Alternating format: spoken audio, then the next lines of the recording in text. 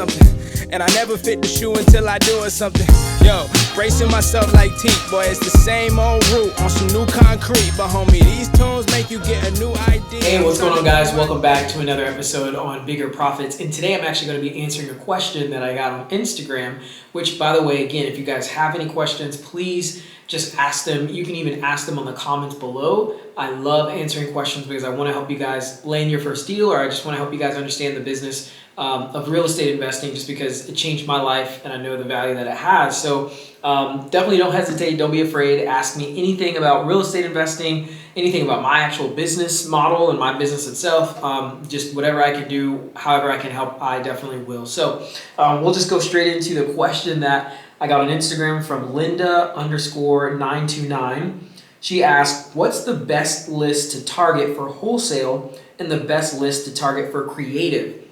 So what she means by creative is actually creative finance, which actually goes into the first thing that I would love to say about like what list to target. Number one, people don't realize that you can actually wholesale creative finance deals. And if you don't know what creative finance deals are, I'm actually going to do a video really kind of breaking down some creative finance strategies that you can use. Some are like subject to or buying properties through seller finance, things like that. Just getting creative with how you're helping the seller, which actually goes back to the point. We're in this business to help sellers, right? So if wholesaling is the only strategy that you have in order to help a seller, then you don't really understand the nature of the business. It's not just about how can we make money and close a deal. It's about how can we help sellers who are in these situations where they need to sell their properties off market, or really even maybe sometimes on market, but just in a way that could be creative, right? Hence creative finance. Not every deal works as a wholesale deal. So what list should I target if I'm wanting to wholesale? What list should I target if I'm wanting to do creative finance? Well, again, you got to understand that, number one, you should understand creative finance and wholesale. So if you don't, I would definitely spend some time really diving into both and kind of getting acquainted with understanding those strategies. Because if you only have one tool in your tool belt, it doesn't really make sense, right? It's like being a contractor going to a property to renovate and you only have a hammer. Not much you're going to be able to do, right? So you want to be able to have as many strategies as possible to be able to help sellers in whatever situation they're in. Now, you also want to understand the concept of wholesaling, because when you really understand the concept of wholesaling, really all that means is you either have negotiated some type of terms, whether it's cash, whether it's a cash purchase, or whether it's creative financing, buying a property on subject to, creating a note with the seller, whatever it is, you can actually still wholesale those terms to other investors. So you can still wholesale creative finance deals, right? But I understand what Linda is asking. It's a great question, is like, what should I target if I'm thinking about creative finance, or if I'm thinking about, wholesaling? Well, just on a more traditional standpoint, let's just talk about what most people understand as just wholesaling with a cash offer. Is one of the best lists that you can do is a vacant absentee property, right? So vacant absentee properties, those are always just going to be one of the best deals for you to be able to wholesale in just the traditional wholesale. So not wholesaling creative, but just wholesaling with a cash purchase, because they just have generally a high distress on the property itself and maybe in their lives. So for example, you might have someone that inherited a property and they just don't have the time to renovate the property. They don't have money to renovate the property, and it's honestly just a pain for them. They're having to pay taxes on it every year. It's a hassle to maintain the property. So it's a distressed property. It's just been sitting vacant and absentee. So absentee owned means the owner isn't present, they're absent. They maybe live out of state, or maybe they live out of town. They're just not present. They don't live in the property, right? It's not owner occupied, which is another word you'll hear. It's absentee owned. So when you have a vacant absentee owned property, there's definitely some good distress there, and it's a good point of leverage, so to speak, for you to be able to negotiate a price that can really work for you as someone wholesaling the property to another investor who's going to actually fix and flip it or buy and hold it. Maybe you don't have the funds for it right now. Maybe it's just not the best deal for you. You can wholesale that. So those are great. That's a great list, number one, to be able to wholesale. But again, you can wholesale any deal. I mean, technically you could say any list, because if you look at the pre-foreclosure list, right? A lot of times people may not look at a pre-foreclosure list as something you can wholesale, because it's like, a lot of times people are upside down on their mortgage. So, right, so, they're going into foreclosure and, maybe they owe more than what the property's worth, which is why they're going into foreclosure. They're about to be foreclosed on their property. It's obviously a little bit harder to negotiate a lower price for you to be able to get under contract and then, share the rights of that or sell the rights of that contract to another investor or buyer, because you're not able to sell it, or you're not able to buy it low enough, or get it under contract low enough because they owe too much on the property. So it's like, oh, well, it's not a wholesale deal. Again, you got to understand the nature of wholesaling. It's literally just being able to take whatever sort of value of whatever terms or cash offer price or whatever it is and literally just selling it for a little bit more to another investor. Everything is wholesale. When you buy a car, whenever you buy a car, let's say you buy a Honda for $15,000, right? They didn't pay, the dealership didn't pay $15,000 for that car, right? They paid a lot less for it from some sort of, auction or whatever, wherever they bought it, and then they're obviously selling it for higher. So again, just understanding the nature of that. If someone's in pre-foreclosure, those are a lot of times great deals for subject to creative finance deals, right? So, maybe they have mortgage payments, they're behind on the mortgage, but you're able to negotiate clearing that mortgage. So let's say they're $10,000 behind in the arrears, right? Let's just do a simple example. So you're able to negotiate, hey, look, Mr. Seller, well, you don't want to say, hey, look, Mr. Seller, but anyway, you get the point.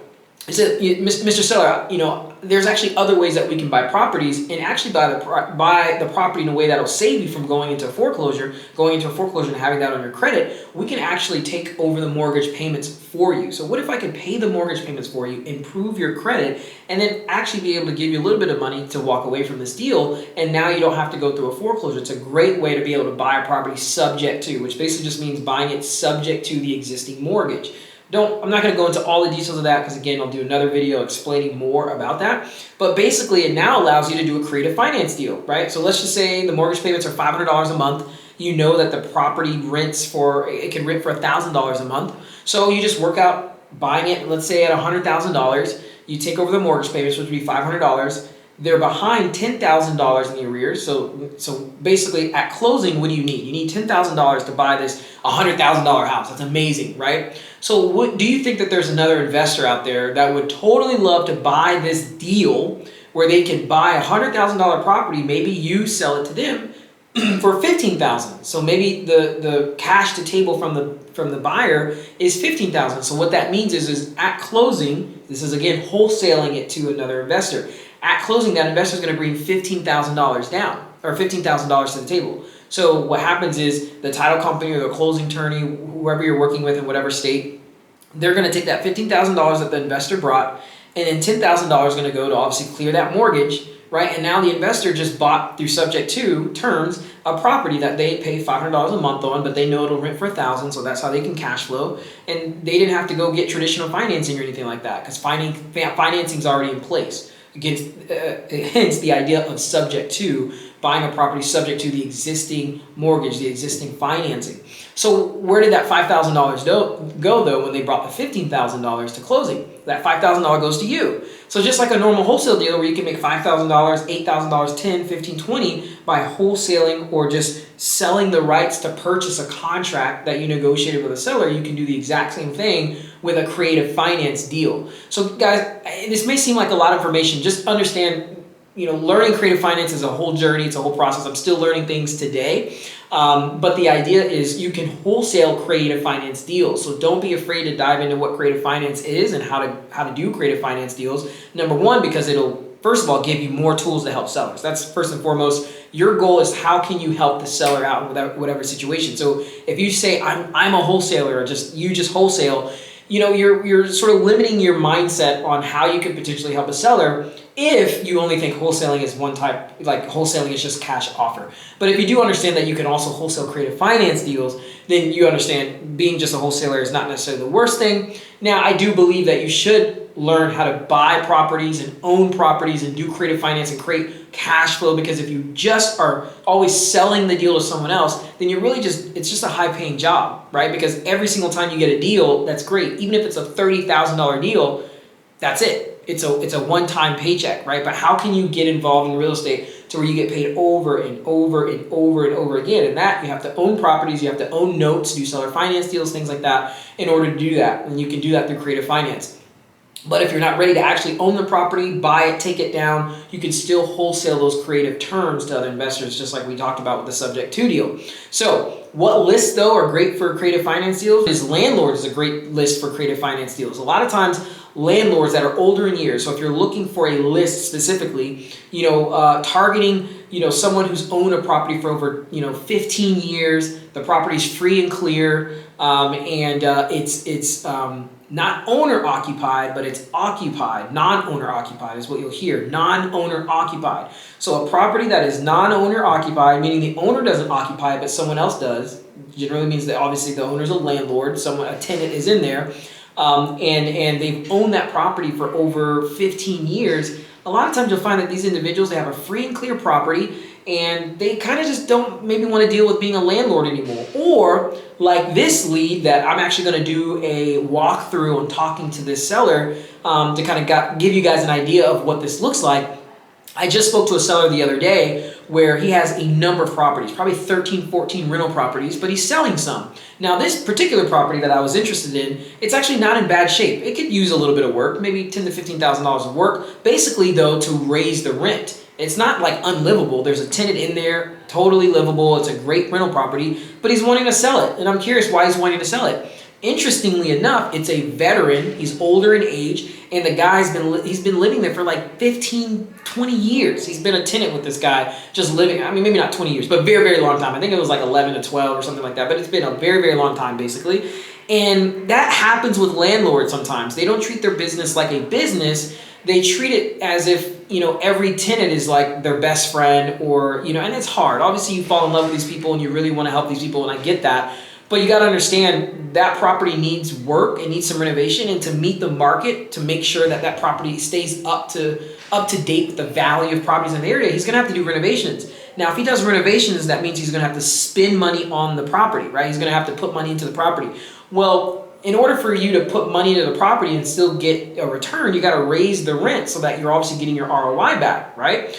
So the challenge is he doesn't want to raise the rent on this guy because he's a veteran. He's a war veteran, and if he raises the rent, he feels like the guy may not be able to afford it. He's going to have to get kicked out. He's a war veteran. He's been living there for I don't know how many years. So what he was saying is that he's either going to just sell the property the way it is right now, or that he's going to have to do the renovations himself and then raise the rent, which he really doesn't want to do. So I went at an angle and I just said, well, what if I could actually help you get the cash flow that you want, so you don't have to sell the property as a whole and then have to get hit with capital gains, or you don't have to go through renovating the property, having to raise the rent. Let's keep this guy in place, but let's figure out how I can maybe help you get the cash flow that you need, basically to create a finance, him selling me this property on terms, so then now there's already a tenant in there and I can cash flow between what I owe him and what the tenant is in there paying. So that's just a great example of a creative finance deal. That's one type of list. Other type of list, like I was saying, pre-foreclosure list, people that are going into foreclosure, they need people who have a creative finance mind, who's not just looking at how can I get a low price to wholesale it, because it won't work for someone who is upside down on their mortgage. They can't sell it for less, right? So they need someone who can actually help them by buying it subject to, understanding how to explain how you can take over the mortgage payments, how it'll benefit them with their credit, keep them from going into foreclosure. And then, whether you wholesale that to another buyer, maybe you're not ready to take on that subject to, or maybe you are ready to take on it, but you're able to obviously offer them the creative finance strategy. So guys, when it comes to list, honestly, any list is available and is a great list for wholesaling or creative finance. Even a deal that you could wholesale, you could still turn it into a creative finance deal, right? Let's just say someone wants less for the property, but maybe you've talked to them that they're willing to take more for the property because you're willing to pay them over time and they're able to get more for the property when they cash out, right? What once used to be a wholesale deal now is a creative finance deal. So